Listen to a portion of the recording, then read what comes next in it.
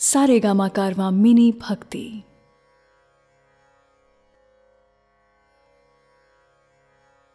भगवद गीता गीता सार चैप्टर 1।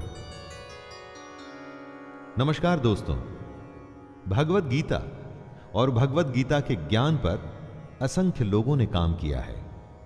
जाने कितनी ही गीता आपने सुनी भी होगी, परंतु मैं शैलेंद्र भारती अब आपके सामने प्रस्तुत कर रहा हूं भगवद गीता की एक और व्याख्या। क्या विशेष है इस गीता में? गीता में अगर कुछ विशेष हैं तो वो हैं श्री कृष्ण।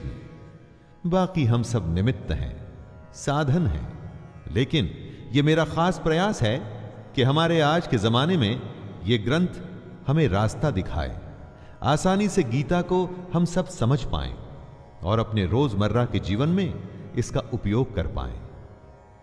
वैसे गीता के बारे में बहुत कुछ कहा गया है, सुना गया है। शायद ही कोई ऐसा धर्म ग्रंथ होगा जिस पर इतना लिखा गया हो। ऐसा क्या खास है गीता में कि समय समय पर यह और भी आवश्यक और मार्गदर्शक भी होती जा रही है? एकदम साधारण भाषा में अगर कहें तो भगवद गीता एक उत्तर है। गीता एक उत्तर है दुनिया के हर प्रश्न का। जीवन से जुड़ा ऐसा कोई प्रश्न नहीं जिसका के उत्तर श्री कृष्ण भगवद गीता में नहीं देते। हमारे मन मस्तिष्क में कोई भी शंका, परेशानी, चिंता, किसी भी तरह का आवेग, किसी भी तरह की दुविधा हो, दुनिया के हर धर्म संकट, हर डायलेमा का उत्तर है गीता। भगवद गीता में 18 अध्याय हैं और हर अध्याय में वेदों और उपनिषदों का सार है। अरे भाई, इसे आप वेद या उपनिषद समझ करके डरिएगा मत। ये मत सोचिए कि यह हमारी और आपकी समझ से दूर है। इसके हर अध्याय, हर श्लोक में आप अपने आप को अर्जुन समझिए, क्योंकि अर्जुन की हर शंका, उसका हर डर, हर समस्या वैसे देखा जाए तो हमारी ही परेशानी है, और हर परेशानी का हल बता रहे हैं श्री कृष्ण।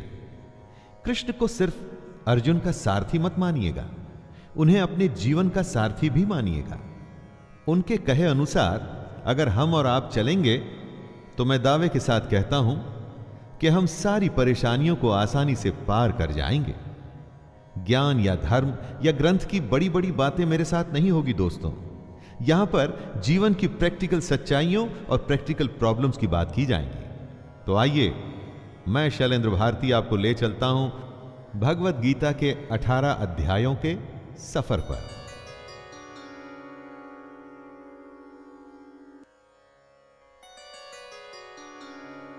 अध्याय 1, अर्जुन विषाद योग।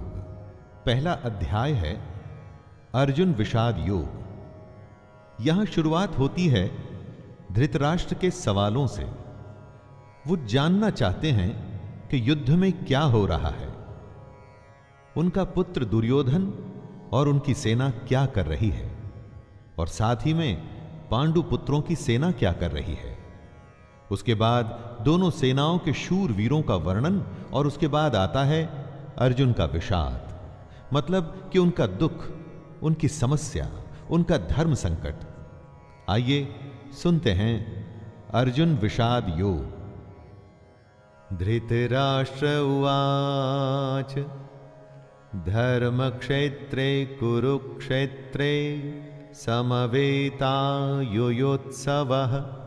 मामकाः पाण्डवाश्चैव किमकुर्वत संजय। धृतराष्ट्र संजय से पूछते हैं, धर्म भूमि कुरुक्षेत्र में युद्ध करने के लिए एकत्र हुए मेरे और पांडु के पुत्र क्या कर रहे हैं?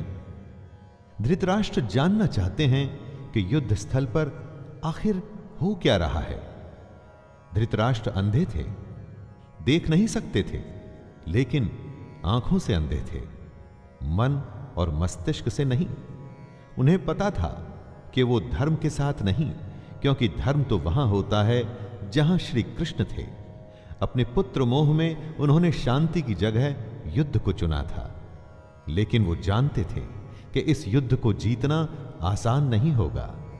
अपने जीवन में जब हम कुछ गलत करते हैं तो हम भी समझ रहे होते हैं दोस्तों कि हमारे किए का नतीजा शायद अच्छा ना हो। और ऐसा ही धृतराष्ट्र के साथ भी हुआ। वो भी इसी डर और इसी आशंका में दिखते हैं। संजय उवाच दृष्ट्वा तु पांडवानीकं व्यूढ़ं दुर्योधनस्तदा आचार्यमुपसंगम्य राजा वचनमब्रवीत्। संजय आंखों देखा हाल बताते हुए उत्तर देते हैं, हे राजन, दुर्योधन पांडवों की सेना के व्यूह को देख रहे हैं और यह बात गुरु द्रोणाचार्य को जाकर के कहते हैं। संजय को दिव्य दृष्टि प्राप्त हुई थी। वो युद्ध से दूर होते हुए भी युद्ध को देख सकते थे। वो जो देख रहे थे वही बता रहे थे। इसमें वो अपनी तरफ से कुछ भी नहीं कह रहे थे, सिर्फ आंखों देखा हाल बता रहे थे युद्ध का। यानी जैसे हम लोग रनिंग कमेंट्री सुनते हैं, बस इसी तरह समझ लीजिए। ये उन्हीं की दिव्य दृष्टि यानी डिवाइन विजन का कमाल था कि हमें गीता सुनने को मिली। पश्यैतां पांडुपुत्राणाम आचार्य महतिं चमूं व्यूढ़ां द्रुपदपुत्रेण तव शिष्येण धीमता। हे आचार्य, द्रुपद पुत्र धृष्टद्युम्न आपका ही बुद्धिमान शिष्य है। पांडु पुत्रों की ये बड़ी भारी सेना की व्यूहाकार रचना धृष्टद्युम्न ने ही की है। व्यूहाकार रचना का मतलब हुआ कि किस विशेष तरीके से सेना के योद्धा खड़े हैं। एक ऐसा व्यूह जिससे उस सेना के बीच घुसना असंभव हो, और अगर कोई उसमें घुसने में सफल भी हो जाता है तो कभी बाहर ना आ सके। दोस्तों, जब शत्रु या समस्या को हम देखते हैं तो वो हमें बहुत बड़ी और विकराल दिखाई देती है, और मन में यह डर भी रहता है कि कुछ कर गुजर के अगर हम इसमें घुस भी गए तो क्या होगा? क्या हम बाहर आ पाएंगे? क्या हम जीत पाएंगे? ऐसी ही सोच से दुर्योधन भी गुजर रहा है। अत्र शूरा महेश्वासा भीमार्जुन समायुधे युयुधानो विराटश्च द्रुपदश्च महारथः धृष्टकेतुश्चेकितानः काशीराजश्च वीर्यवान् पुरुजितकुन्तिभोजश्च शैब्यश्च नरपुङ्गवः युधामन्युश्च विक्रान्त उत्तमौजाश्च वीर्यवान् सौभद्रो द्रौपदेयाश्च सर्व एव महारथः। इन 3 श्लोक में दुर्योधन पांडु पुत्रों की सेना के महान योद्धाओं का नाम ले रहा है। जब भी युद्ध होता है तो आप अपने सामने खड़ी सेना, उस सेना के योद्धाओं को जांचते और परखते हैं। वैसे ही दुर्योधन भी कर रहा है। दुर्योधन द्रोणाचार्य से कहता है, बड़े बड़े धनुषों वाले तथा युद्ध में भीम और अर्जुन के समान शूरवीर सात्यकी और विराट तथा महारथी राजा द्रुपद, धृष्टकेतु और चेकितान तथा बलवान काशीराज, पुरुजित, कुंतीभोज और मनुष्यों में श्रेष्ठ शैब्य, पराक्रमी युधामन्यु तथा बलवान उत्तमौजा, सुभद्रा पुत्र अभिमन्यु एवं द्रौपदी के 5 पुत्र, ये सभी महारथी हैं। इससे हमें यह पता चलता है कि चाहे शत्रु हो या शत्रु के जैसी समस्या, उसके बारे में सब कुछ जानना चाहिए। दोस्तों, समस्या के हर पहलू से हमें वाकिफ होना चाहिए। समस्या के हर पार्ट, उसके अंग के बारे में मालूम होना चाहिए, जैसा कि दुर्योधन भी कर रहे हैं।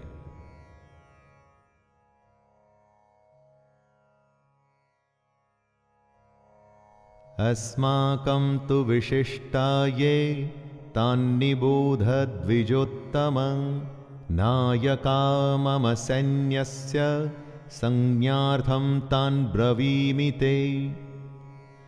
दुर्योधन आगे कहता है, हे ब्राह्मण श्रेष्ठ, पांडवों की सेना के योद्धाओं को तो आपने देख लिया, अब अपने पक्ष में भी जो प्रधान हैं उनको भी तो आप समझ लीजिए। द्रोणाचार्य की जानकारी के लिए शत्रु की सेना के बाद दुर्योधन अपनी सेना के जो जो सेनापति हैं उनके बारे में बतलाता है। समस्या के बारे में सब कुछ जान लेने के बाद बारी आती है अपने पक्ष में सोचने की। यह जानना होता है दोस्तों कि आपके पास क्या क्या स्ट्रांग पॉइंट्स हैं, आप किन बातों में मजबूत हैं जिससे आप उस समस्या पर विजय पा पाएंगे। जैसे आपने समस्या के हर पहलू के बारे में सोचा, उसी तरह से आपको स्वयं का भी आकलन कर लेना चाहिए।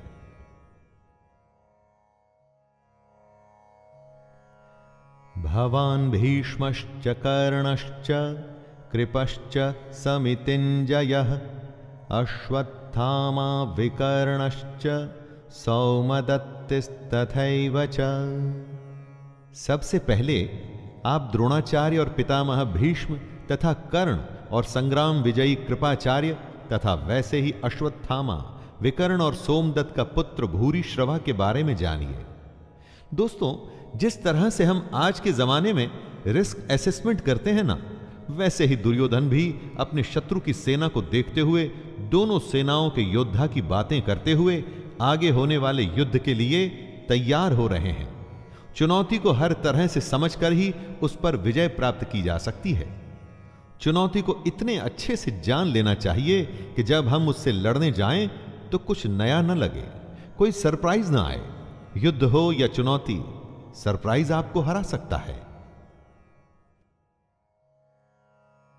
अन्ये च बहवः शूरा मदर्थे त्यक्तजीविताः नानाशस्त्रप्रहरणाः सर्वे युद्ध विशारदाः। दुर्योधन गर्व के साथ कहता है कि मेरे लिए जीवन की आशा त्याग देने वालों की कमी नहीं। इतना ही नहीं, ये शूरवीर अनेक प्रकार के शस्त्रास्त्रों से सुसज्जित हैं और सब के सब युद्ध में चतुर हैं। दुर्योधन के एक इशारे पर उसकी सेना के शूरवीर लड़ने मरने को तैयार हैं। उन्हीं को देख दुर्योधन खुश हो रहा है। दुर्योधन के साथ युद्ध में लड़ने के लिए शूरवीर थे जो उसके लिए मरने को तैयार हैं। आप जब अपने जीवन की चुनौती से लड़ते हैं तो आपके साथ कौन होता है? आपके साथ होता है आपका हुनर, आपकी हिम्मत, आपकी मेहनत, आपके संगी और आपके अपने रिश्तेदार। जैसे शूरवीर दुर्योधन के लिए कुछ भी करने को तैयार हैं, वैसे ही ये आपके साथी भी आपके लिए कुछ भी कर सकते हैं। अपर्याप्तं तदस्माकं बलं भीष्माभिरक्षितं पर्याप्तं त्विदमेतेषां बलं भीमाभिरक्षितं। दुर्योधन आगे कहता है कि भीष्म पितामह द्वारा रक्षित उनकी सेना सब प्रकार से अजेय है और वहीं शत्रु की सेना भीम द्वारा रक्षित है। दुर्योधन कहना चाहते हैं कि भीम की सेना को वो आसानी से जीत सकते हैं। दुर्योधन यहां घमंड दिखा रहा है, जो आपको बिल्कुल भी नहीं करना है दोस्तों, कभी नहीं। क्योंकि अगर दुर्योधन जानता कि वो दूसरी सेना को हरा देगा तो फिर युद्ध ही क्यों करता? युद्ध को जीतने के लिए दूसरे को हराना पड़ता है। अगर चुनौती या समस्या को देखकर हमें लगता है कि हम जीत जाएंगे तो विश्वास या आत्मविश्वास तो हो सकता है, लेकिन घमंड नहीं। क्योंकि अगर घमंड हुआ तो वो आपके हारने की शुरुआत है। अयनेषु च सर्वेषु यथा भागमवस्थितः भीष्ममेवाभिरक्षन्तु भवन्तः सर्व एव हि। दोनों सेनाओं के इस तरह के वर्णन से दुर्योधन अपनी इस बात पर पहुंचना चाहता था, और वो ये कि हर किसी को अपने अपने मोर्चों पर अपनी अपनी जगह स्थित रहते हुए निसंदेह भीष्म पितामह की रक्षा करनी है। कहने का मतलब, आप होने वाले युद्ध में सबसे अधिक उसकी रक्षा करते हैं जो आपके लिए युद्ध के लिए सबसे अधिक आवश्यक हो। जैसे कि दुर्योधन और उसकी सेना के लिए भीष्म पितामह हैं। भीष्म पितामह के हारने का मतलब था कि युद्ध हार जाना, और उनके बचे रहने का मतलब कि आप युद्ध हार नहीं सकते।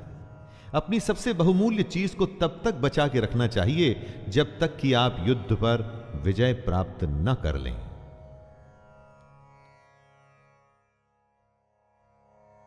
तस्य संजनयन हर्षं कुरु वृद्धः पितामहः सिंहनादं विनद्योच्चैः शंखदध्मो प्रतापवान। शंख उद्घोषणा होती है होने वाले युद्ध की। कौरवों में सबसे वृद्ध सबसे बड़े प्रतापी पितामह भीष्म ने उच्च स्वर में सिंह की दहाड़ के समान गरज कर ऐसा शंख बजाया कि दुर्योधन के हृदय में हर्ष उत्पन्न हो गया। युद्ध जीतने के लिए अपने पक्ष में माहौल बनाना पड़ता है, खुद को दिलासा भी देना पड़ता है कि हम युद्ध जीतने में सक्षम हैं। ऐसा ही पितामह भीष्म ने किया और ऐसा ही हमें भी करना चाहिए।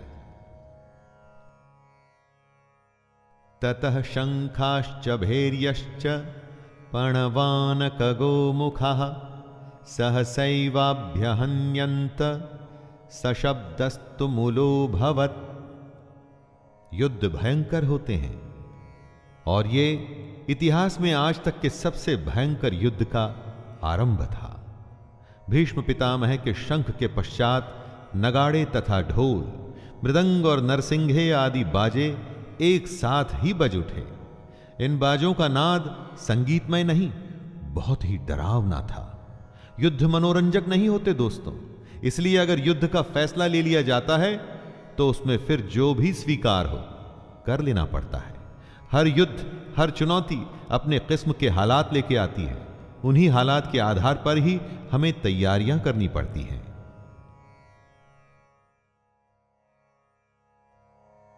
ततः श्वेतैर्हयैर्युक्ते महति स्यन्दने स्थितौ माधवः पाण्डवश्चैव दिव्यौ शंखौ प्रदद्मतुः। अब बारी थी पांडु पुत्रों की सेना के शंखनाद की। सफेद घोड़ों से युक्त उत्तम रथ में बैठे हुए श्री कृष्ण और अर्जुन ने भी अपने अपने अलौकिक शंख बजाए। युद्ध में जब तैयारी होती है ना, तो दोनों तरफ से होती है। हर पक्ष अपनी विजय की आशा में खुद को, अपनी सेना को भरोसा देता है। आज के समय में हम खुद के लिए अगर शंख बजाने की उपमा के बारे में सोचे तो यह हो सकता है कि हम कुछ भी ऐसा कर सकते हैं जो हमें मोटिवेट या प्रोत्साहित करे।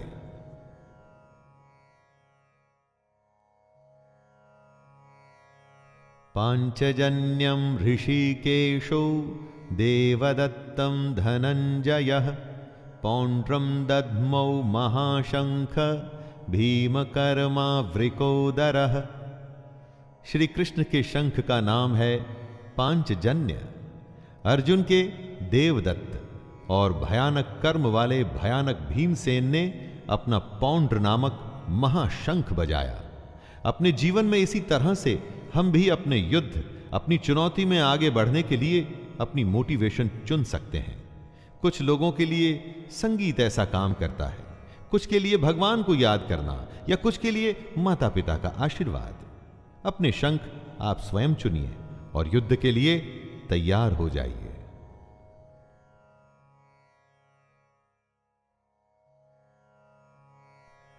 अनंत विजयम राजा कुंती पुत्रो युधिष्ठिरः नकुलः सहदेवश्च सुघोषमणिपुष्पका।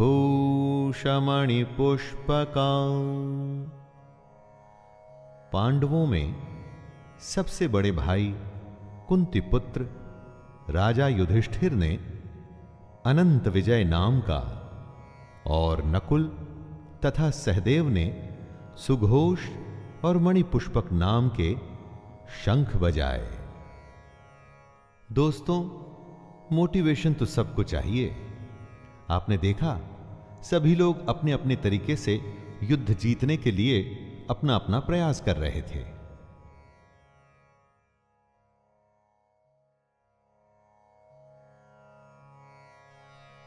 काश्यश्च परमेश्वासः शिखंडी च महारथः धृष्टद्युम्नो विराटश्च सात्यकिश्चापराजितः द्रुपदो द्रौपदेयाश्च सर्वशः पृथ्वीपते सौभद्रश्च महाबाहुः शंखान दद्मुः पृथक पृथक। हर शंख की अलग ध्वनि, अपना एक अलग अस्तित्व। युद्ध का हर योद्धा अपनी उपस्थिति दर्ज कर रहा है।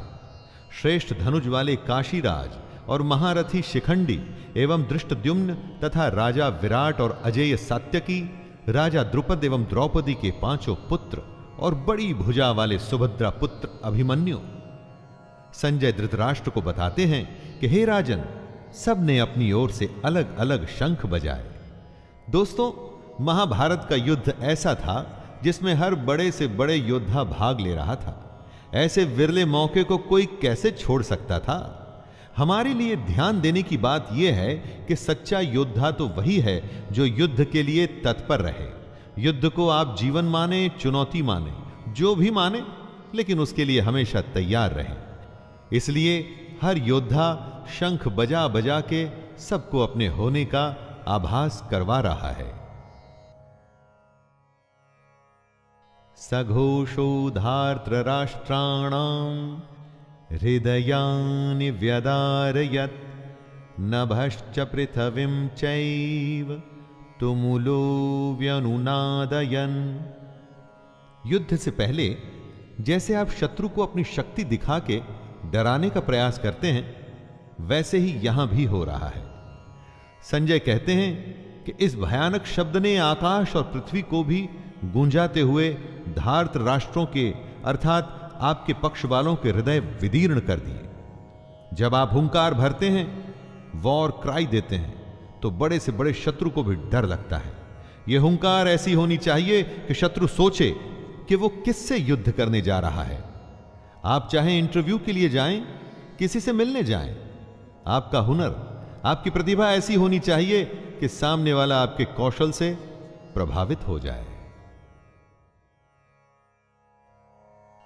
अर्जुन उवाच अथ व्यवस्थितान् दृष्ट्वा धार्तराष्ट्रान् कपिध्वजः प्रवृत्ते शस्त्रसम्पाते धनुरुद्यम्य पाण्डवः ऋषिकेशं तदा वाक्यम् इदमाह महीपते सेनयोरुभयोर्मध्ये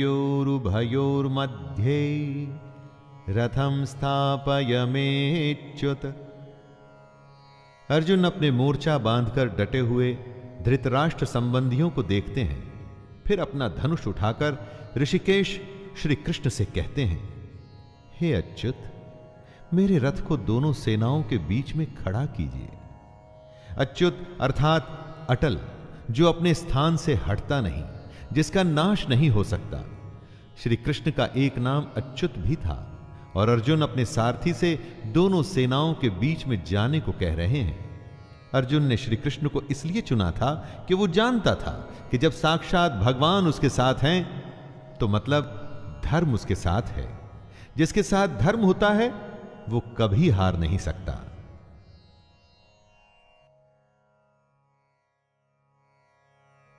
यावदेतान्निरीक्षेऽहं योद्धुकामानवस्थितान् कैर्मया सह योद्धव्यम् अस्मिन् रणसमुद्यमे।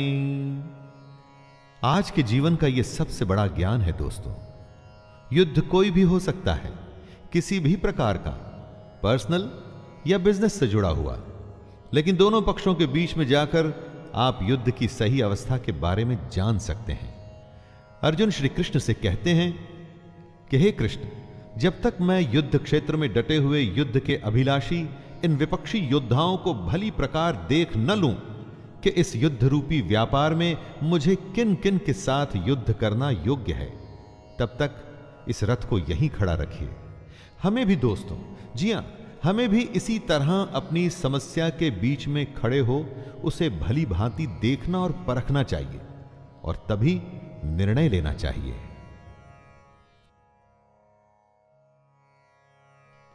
योत्स्यमानानवेक्षेऽहं य एतेऽत्र समागताः धार्तराष्ट्रस्य दुर्बुद्ध्यैर्युद्धे प्रियचिकीर्षवः अर्जुन दुर्योधन को दुर्बुद्धि बता रहे हैं, क्योंकि दुर्योधन के हट के चलते हुए ही यह युद्ध हुआ। दुर्योधन का साथ देने जितने भी राजा आए हैं, उन्हें अर्जुन युद्ध स्थल के बीच में खड़े होकर के देखना चाहते हैं। दोस्तों, यह जरूरी नहीं कि आपका शत्रु सही हो सकता है उसने गलत तरीका अपना करके आपको युद्ध में उलझाना चाहा हो, जैसा कि महाभारत में भी हुआ। युद्ध तो करना ही पड़ता है, और वो तभी करना चाहिए जब आप अपने शत्रु को अच्छे से देख परख चुके हों, जान चुके हों। इसलिए अर्जुन कृष्ण से दोनों सेनाओं के बीच में रथ को ले जाने के लिए कहता है। संजय उवाच एवमुक्तो ऋषिकेशो गुडाकेशेन भारत सेनयोरुभयोर्मध्ये स्थापयित्वा रथोत्तमम् भीष्मद्रोणप्रमुखतः सर्वेषां च महीक्षिताम् उवाच पार्थ पश्यैतान् समवेतान् कुरुनिति। संजय अपना आंखों देखा हाल बताते हैं। हे धृतराष्ट्र, जैसा कि अर्जुन ने कहा था, श्री कृष्ण ने दोनों सेनाओं के बीच में भीष्म और द्रोणाचार्य के सामने तथा संपूर्ण राजाओं के सामने रथ को खड़ा करके इस प्रकार कहा, हे पार्थ, युद्ध के लिए जुटे हुए इन कौरवों को देख। पार्थ अर्जुन का ही नाम है दोस्तों, उस अर्जुन का नाम है जो शंका में बस घिरने ही वाला है। पार्थ हम सब भी हो सकते हैं, और अगर हम अपने आप को शंका में घिरा पाते हैं तो मदद करने के लिए कृष्ण भी दूर नहीं होते, और ना ही उनकी गीता दूर होती है। तत्रापश्यत् स्थितान् पार्थः पितॄनथ पितामहान् आचार्यान् मातुलान् भ्रातॄन् पुत्रान् पौत्रान् सखिंस्तथा। कुंती का एक नाम पृथा भी था। पृथा पुत्र अर्थात कुंती पुत्र। पार्थ दोनों ही सेनाओं के मध्य में उपस्थित ताऊ, चाचा, दादा, परदादा, गुरु, मामा, भाइयों, पुत्रों, पोतों को देख रहे हैं। महाभारत को इसीलिए तो धर्म युद्ध कहा गया है, ऐसा युद्ध जो धर्म के लिए किया गया था। और इस युद्ध का एक बड़ा परिवार दो हिस्सों में बंट गया था। आधे सगे संबंधी एक तरफ और आधे दूसरी तरफ। हर किसी को फैसला करना था कि वो युद्ध में किसका साथ देना चाहता है, दुर्योधन का या अर्जुन का। श्वशुरान् सुहृदश्चैव सेनयोरुभयोरपि तान् समीक्ष्य स कौन्तेयः सर्वान् बन्धूनवस्थितान्। इन सब सगे संबंधियों के साथ साथ अर्जुन अपने मित्रों को, ससुरों को, सुहृदयों को देख रहे हैं, विचार कर रहे हैं। पूरा जीवन पांडु पुत्रों और धृतराष्ट्र पुत्रों के साथ बिताया। सारे सगे, सारे संबंधी एक ही तो हैं, दोनों पक्ष में अपने ही तो लोग हैं, किंतु अब अपनों के ही दो पक्ष बन गए हैं। उसमें से एक पक्ष शत्रु का है। हर किसी से अर्जुन की लड़ाई नहीं थी, लेकिन अब युद्ध में वो उसके शत्रु थे और उसे उनके साथ लड़ना होगा। अर्जुन उवाच कृपया परयाविष्टो विषीदत्रिदमब्रवीत् दृष्टैवमं स्वजनं कृष्ण युयुत्सुं समुपस्थितिम्। अपने करीबी एकदम अपने अर्जुन के सामने खड़े थे, लेकिन शत्रु पक्ष में उन उपस्थित संपूर्ण बंधुओं को देखकर वे कुंती पुत्र अर्जुन अत्यंत करुणा से युक्त होकर शोक करते हुए श्री कृष्ण से कह रहे हैं। यहीं से शुरुआत होती है दोस्तों, आरंभ होता है अर्जुन के विषाद का, जिसके लिए संपूर्ण गीता की रचना हुई। कृष्ण को मार्गदर्शन के लिए एक ऐसी रचना करनी पड़ी जो हमेशा हमेशा के लिए हर किसी को सही राह पर चलने के लिए प्रेरित करती रही है और आगे भी प्रेरित करती रहेगी। सीदन्ति मम गात्राणि मुखं च परिशुष्यति वेपथुश्च शरीरे मे रोमहर्षश्च जायते। युद्ध की बात करना आसान होता है, युद्ध करना कठिन। ऐसा ही अर्जुन के साथ हुआ, ऐसा ही दोस्तों हम सबके साथ होता है। ऐसी ही शंका का सॉल्यूशन भगवत गीता से श्री कृष्ण के द्वारा हमें मिलता है। दुखी अर्जुन कहते हैं, हे कृष्ण, युद्ध क्षेत्र में डटे हुए युद्ध के अभिलाषी इस स्वजन समुदाय अपनों को देखकर मेरे अंग शिथिल हुए जा रहे हैं, जैसे अंगों में शक्ति ना हो और मुख सूखा जा रहा है तथा मेरे शरीर में कंप व रोमांच हो रहा है। न जाने कितनी ही बार ऐसा हम सबके साथ होता है कि जब युद्ध के सम्मुख होते हैं तो जैसे शक्ति खत्म हो जाती है। परीक्षा की घड़ी के समय पर भी ऐसी ही घबराहट होती है ना?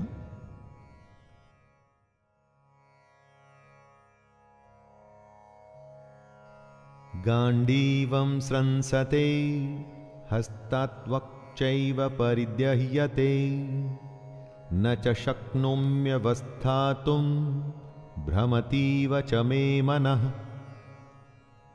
अर्जुन अपने दुख को बता रहे हैं। उनका दुख दोस्तों हमारी दुविधाओं से अलग नहीं है। चाहे हम परीक्षा दे रहे हों, चाहे बिजनेस करने जा रहे हों, चाहे कोई बड़ा मैच खेलने जा रहे हों, कितने ही ऐसे मौके आते हैं जब हम स्वयं को अर्जुन की अवस्था में पाते हैं। लगता है जैसे कि हम युद्ध के लायक ही नहीं, युद्ध हम कर ही नहीं पाएंगे। अर्जुन के हाथ से उनका गांडीव धनुष गिर रहा है और त्वचा भी बहुत जल रही है तथा उनका मन भ्रमित सा हो रहा है, इसलिए वो खड़े रहने में भी समर्थ नहीं है।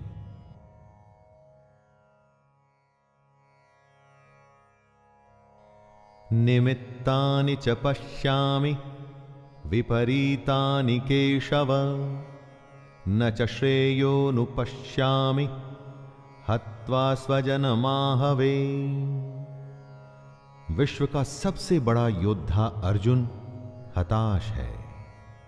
युद्ध से पहले अगर आप खुद को कांपता हुआ पाते हैं, देखते हैं कि डर से आपका मुंह सूख रहा है, तो आपको निश्चित ही लगता है कि आप हारने वाले हैं। दुनिया खत्म सी होती दिखती है, चारों तरफ अंधकार सा महसूस होता है। ऐसे ही समय में हमें एक मार्गदर्शक की जरूरत होती है। इसीलिए अर्जुन कहते हैं, हे केशव, मैं लक्षणों को भी विपरीत ही देख रहा हूं तथा युद्ध में स्वजन समुदाय को मारकर कल्याण भी नहीं दिखता। यानी अपनों की जान लेके मुझे क्या फायदा होगा?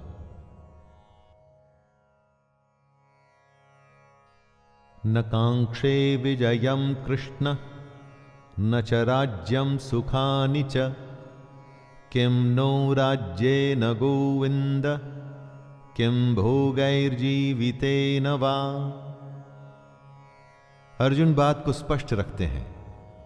डर में सब व्यर्थ लगता है। अर्जुन कहते हैं, हे कृष्ण, मैं न तो विजय चाहता हूं और न राज्य, और ना ही मैं सुखों को चाहता हूं। हे गोविंद, हमें ऐसे राज्य से क्या प्रयोजन है अथवा ऐसे भोगों से और जीवन से भी क्या लाभ है? इस विषाद में, शंका में, डर या घबराहट में अर्जुन सब कुछ छोड़ने को, त्याग देने को तैयार है। धन दुनिया उन्हें कुछ भी नहीं चाहिए। वो ऐसे भयभीत और डर गए हैं कि दुनिया की हर खुशी को छोड़कर इस समय बस इस युद्ध से बचना चाहते हैं। इन्हीं लक्षणों को हमें भी पहचानना है ताकि ऐसी अवस्था में हम भी वो करें जो कृष्ण बताएंगे। येषामर्थे कांक्षितं नो राज्यं भोगाः सुखानि च त इमेव स्थिता युद्धे प्राणांस त्यक्त्वा धनानि च। अर्जुन कहते हैं, हमें जिनके लिए राज्य, भोग और सुखादि अभिष्ट हैं, वे ही ये सब धन और जीवन की आशा को त्याग कर युद्ध में खड़े हैं। सोचिए, जीवन का हर युद्ध हर काम हम अपनों के लिए करते हैं। हमारा सारा काम, सारे फायदे, सारी सुख शांति, भाग दौड़ सिर्फ और सिर्फ अपनों के लिए होती है। और यहां पर हमें अपनों को ही मारना पड़ रहा है। इससे बड़ी क्या दुविधा होगी। अब वही अपने आप को मारने के लिए खड़े हैं और आपको भी उन्हें मारना पड़ेगा। ऐसी दुनिया किस काम की? यही उलझन अर्जुन के मन में है।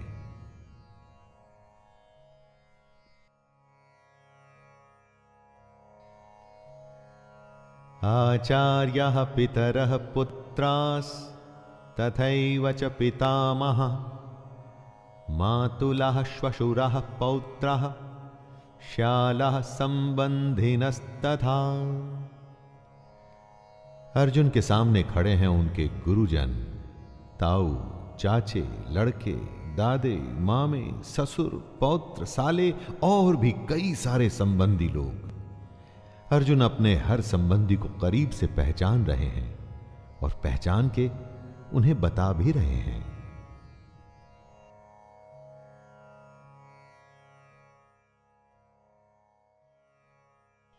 एतान्न हन्तुमिच्छामि ज्ञतोऽपि मधुसूदन अपि त्रैलोक्य राज्यस्य हेतुः किं नु महि कृते। अगर आप युद्ध करने का निर्णय लेते हैं तो क्या आप ये कह सकते हैं कि मैं इस शत्रु को मारूंगा और उसे नहीं? युद्ध में तो हर कोई एक सैनिक होता है और अगर वो शत्रु पक्ष से है तो आपने उसको मारना ही है। यही दुविधा है अर्जुन की जो वो बता रहे हैं। हे मधुसूदन, मेरे मारने पर अथवा तीनों लोकों के राज्य के लिए भी मैं इन सबको मारना नहीं चाहता।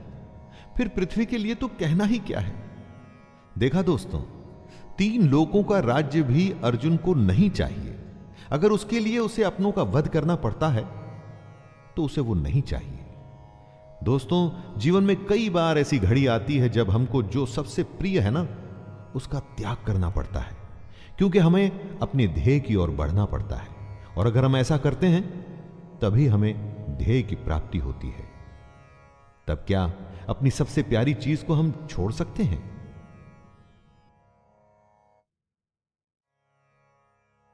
निहत्य धार्तराष्ट्रान्नका प्रीतिः स्याज्जनार्दन पापमेवाश्रयेदस्मान् हत्वैतानान्ततायिनः। अर्जुन आगे कहते हैं, हे जनार्दन, धृतराष्ट्र के पुत्रों को मारकर हमें क्या प्रसन्नता होगी? इन आतताइयों को मारकर हमें तो पाप ही लगेगा ना। शत्रु पक्ष में चाहे आतताई बुरे लोग ही क्यों न हो, लेकिन हैं तो अपने। अपनों को मारकर अपनों को दुख देके केवल पाप ही मिल सकता है, पुण्य तो नहीं। यह कुरुपुत्रों के लालच का ही परिणाम था कि भाई भाई आमने सामने थे। दोस्तों, लालच से कभी किसी का भला नहीं होता। महाभारत में भी नहीं होना था। एक पक्ष को जीतना था तो दूसरे पक्ष को मारना था। तस्मान्नार्हा वयं हन्तुं धार्तराष्ट्रान् स्वबान्धवान् स्वजनं हि कथं हत्वा सुखिनः स्याम माधव। क्या अपने परिवार को मारकर आपको सुख मिल सकता है? इसीलिए महाभारत को धर्म युद्ध कहा जाता है। जब ऐसा धर्म संकट हो तो आप क्या करें?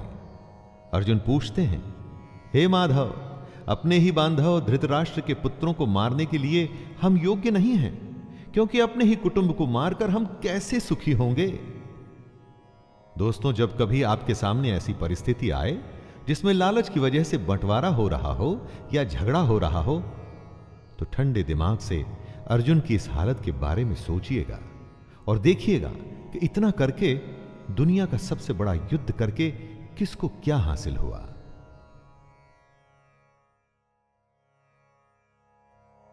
यद्यप्येते न पश्यन्ति लोभोपहत चेतसः कुलक्षय कृतं दोषं मित्रद्रोहे च पातकं कथं न ज्ञेयमस्माभिः पापादस्मान्निवर्तितुं कुलक्षय कृतं दोषं प्रपश्यद्भिर्जनार्दन।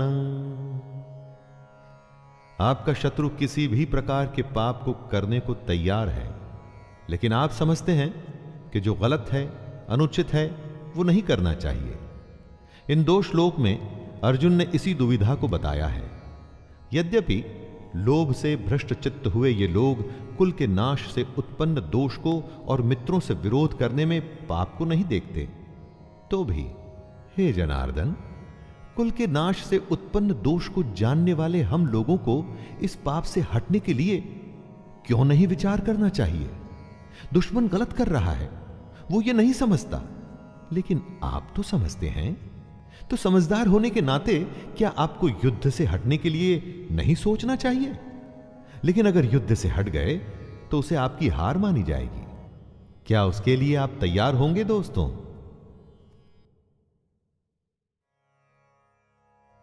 कुलक्षये प्रणश्यन्ते कुलधर्मः सनातनः धर्मे नष्टे कुलं कृतस्नं धर्मोऽभिभवत्युत।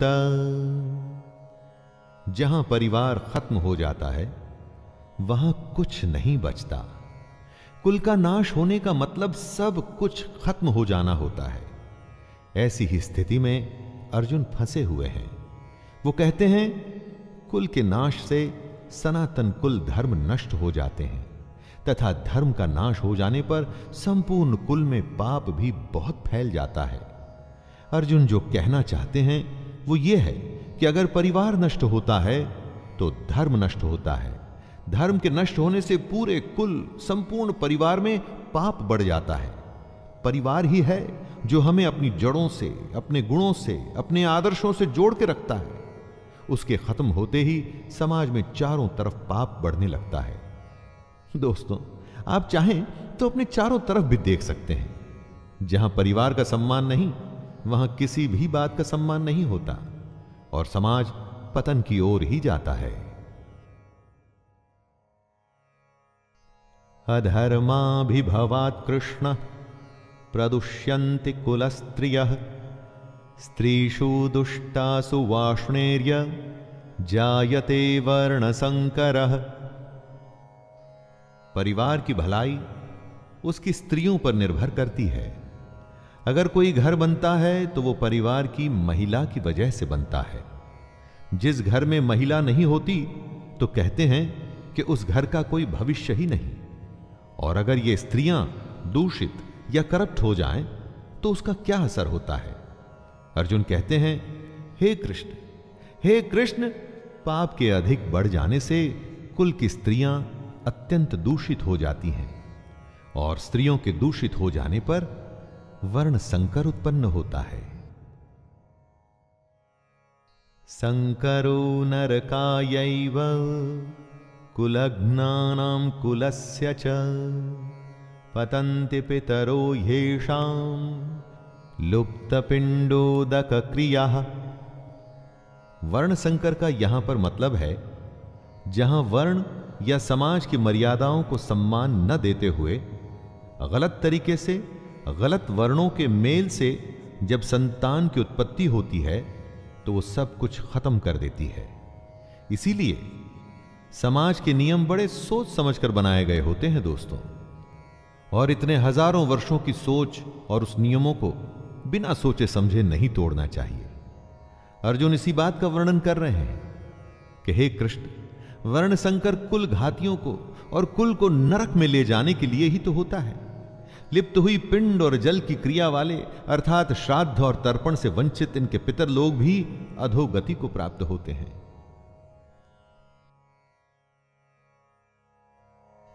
दोषैरेते कुलघ्नानां वर्ण संकर कारकैः उत्साद्यन्ते जाति धर्मः कुल धर्माश्च शाश्वतः।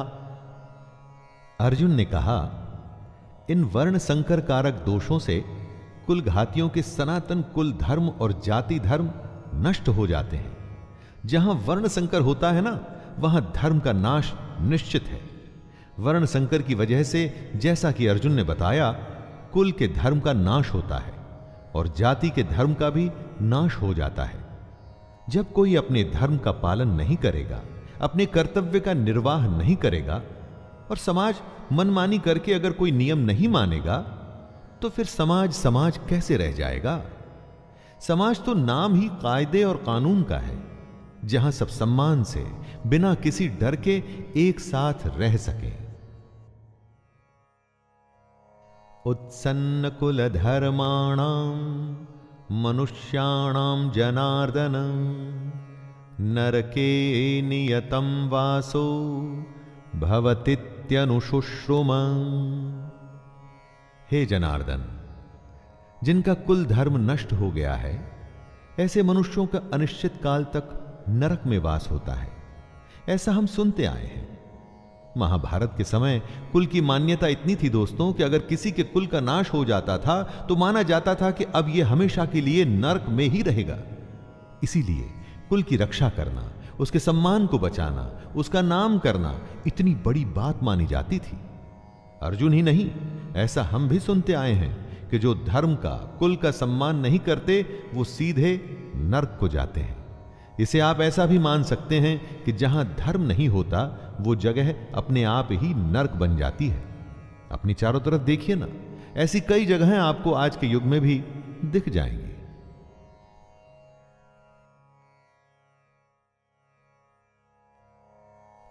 अहो बत महत् पापम कर्तुम व्यवस्थिता वयम यद्राज्य सुख लोभेन हंतुम स्वजनमुद्यतः।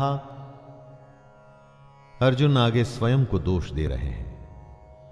हा, शोक, हम लोग बुद्धिमान होकर भी महान पाप करने को तैयार हो गए हैं, जो राज्य और सुख के लोभ से स्वजनों को मारने के लिए उद्यत हो गए हैं। दोस्तों, दुर्योधन जैसा भी है, उसने जो भी निर्णय लिया, लेकिन अर्जुन और उसकी सेना तो समझदार है, तो क्या ऐसा उनके लिए ठीक है? बेवकूफ का पाप शायद माफ भी हो जाए, लेकिन बुद्धिमान से बहुत कुछ की उम्मीद की जाती है। तो क्या समझदार अगर युद्ध के लिए तैयार हो जाता है तो उसकी गलती की माफी मिलेगी? अर्जुन को लगता है कि नहीं, नहीं मिलेगी।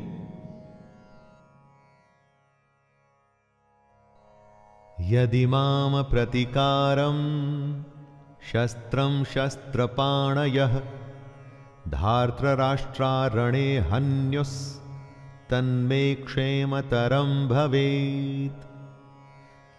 आंखें बंद कर किसी अपने के बारे में सोचिए जो आपको बहुत पसंद है, जो आपका अपना है, जिसकी गोद में आप खेले हों, जिसके साथ खेले हों, चाहे वो आपसे बड़ा हो या छोटा हो। क्या आप उसे मार पाएंगे? अरे उससे अच्छा तो आपको लगेगा कि उसके हाथों आप स्वयं मारे जाएं। यही बात अर्जुन कहते हैं। यदि मुझ शस्त्र रहित एवं सामना न करने वाले को शस्त्र हाथ में लिए हुए धृतराष्ट्र के पुत्र रण में मार डालें, तो वो मरना भी मेरे लिए अधिक कल्याणकारक होगा। संजय उवाच एवमुक्त्वार्जुनः संख्ये रथोपस्थ उपाविशत् विसृज्य सशरं चापं शोक संविघ्नमानसः। संजय, जो धृतराष्ट्र को इस महान युद्ध का वर्णन दे रहे हैं, वो बताते हैं, हे धृतराष्ट्र, रणभूमि में शोक से उद्विग्न मन वाले अर्जुन इस प्रकार कहकर बाण सहित धनुष को त्याग कर रथ के पिछले भाग में बैठ गए। दोस्तों, ये था पहला अध्याय भगवत गीता का, अर्जुन विषाद योग। जी हां, इसमें अर्जुन के दुख के होने की, उसके मन में शंका आने की, और यही बातें हमारे सामने साफ मुखर होकर आती हैं इस पूरे अध्याय में। अब इसके बाद के अध्याय में श्री कृष्ण अर्जुन के दुख का, शंका का, परेशानियों का, हर प्रश्नों का किस तरह भली भांति उत्तर देंगे, उसे जानेंगे और सुनेंगे। तो दोस्तों, ये था भगवत गीता का प्रथम अध्याय अर्जुन विषाद योग, जिसे आप तक पहुंचाया है शैलेंद्र भारती ने। बड़ी सुंदर, साधारण और स्पष्ट शब्दों में इसे प्रस्तुत करने का प्रयास किया गया है। इसके बाद मुलाकात होगी दूसरे अध्याय में। तब तक के लिए आज्ञा दीजिए। धन्यवाद। जय श्री कृष्ण।